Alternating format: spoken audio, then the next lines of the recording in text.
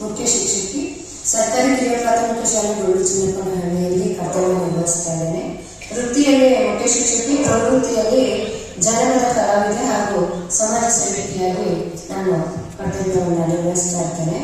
ನಾನು ಒಂದು ಜನಪದ ಕಲಾ ತಂಡವನ್ನು ಕಟ್ಟಿ ಜನಪದ ಗೀತೆ, ಭಾವಗೀತೆ, ಭಗವದ್ಗೀತೆ, ಯೋಗ, ತತ್ವಪದ ಗಾಯನ ಹೀಗೆ 10 ಹಲವಾರು ಕಾರ್ಯಕ್ರಮಗಳ ತರಬೇತಿಯನ್ನು ಸಂಪೂರ್ಣವಾಗಿ ಉಚಿತವಾಗಿ ಯಾರು ಬಂದರೂ ನಾವು ತರಬೇತಿ ನೀಡ್ತಾ ಇರ್ತೇವೆ.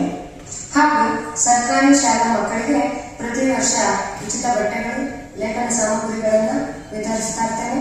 ಸರ್ಕಾರಿ ಶಾಲಾ ಮಕ್ಕಳಿಗೆ ಉಚಿತ ಟ್ಯೂಷನ್ ಹಾಗೂ ಭಗವದ್ಗೀತೆ, ಜನಪದ ಗೀತೆ, ಕೋಲಾಟ, ಜನಪದ ನೃತ್ಯ, ಭಕ್ತಿ ಗಾಯನ, ತತ್ವಪದ ಗಾಯನ ಎಲ್ಲ ಸಂಪೂರ್ಣವಾಗಿ ಉಚಿತವಾಗಿ ತರಬೇತಿಯನ್ನ ನೀಡ್ತಾ ಇರ್ತೇನೆ.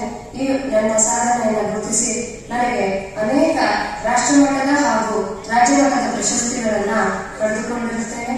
ಅದರಲ್ಲಿ ಗೌರವ ಡಾಕ್ಟರೇಟ್ ಪದವಿ ಹಾಗೂ ಭಾರತ ಸೇವಾ ರತ್ನ, ಕರ್ನಾಟಕ ಸೇವಾ ರತ್ನ, ಅಹಲ್ಯಾಬಾಯಿ ಹೋಳ್ಕರ ಹಾಗೂ ಕಿತ್ತೂರು ರಾಣಿ ಚೆನ್ನಮ್ಮ ಮುಂತಾದ ಪ್ರಶಸ್ತಿಗಳನ್ನು ಪಡೆದುಕೊಂಡಿರುತ್ತೇನೆ.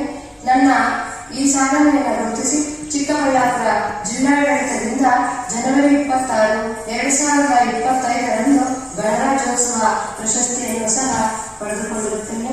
ಈ ನನ್ನ ಸಾಧನೆಯನ್ನು ಗುರುತಿಸಿ ಅನೇಕ ಸಂಘ ಸಂಸ್ಥೆಗಳು ನನಗೆ ಮುಖ್ಯ ಅತಿಥಿಗಳಾಗಿ, ಸರ್ವಾಧ್ಯಕ್ಷರಾಗಿ ಹಾಗೂ ಉದ್ಘಾಟಕರಾಗಿ ಕರೆದಿರುವ ಕೀರ್ತಿ ನನ್ನದಾಗಿರುತ್ತದೆ.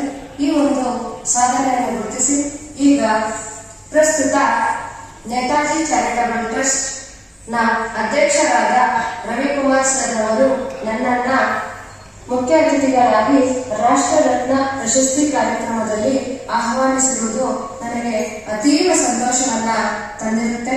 ಹಾಗೆ ನಿಮ್ಮೆಲ್ಲರಿಗೂ ರಾಷ್ಟ್ರ ಪ್ರಶಸ್ತಿಯನ್ನು ಸ್ವೀಕರಿಸುತ್ತಿರುವ ಸಾಧಕರಿಗೆ ಎಲ್ಲರಿಗೂ ಶುಭಾಶಯಗಳನ್ನ ತಿಳಿಸುತ್ತಿದ್ದೇನೆ.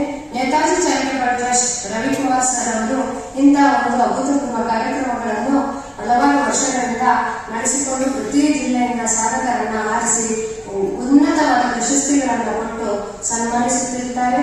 ದೇವರು ಅವರಿಗೆ ಇನ್ನ ಹೆಚ್ಚು ಶಕ್ತಿಗಳನ್ನು ಕೊಟ್ಟು ಇನ್ನ ಹಲವಾರು ಕಾರ್ಯಕ್ರಮಗಳನ್ನು ನಡೆಸುವ ಶಕ್ತಿ ಕರುಣಿಸಲಿ ಎಂದು ಆಶಿಸುತ್ತೇನೆ.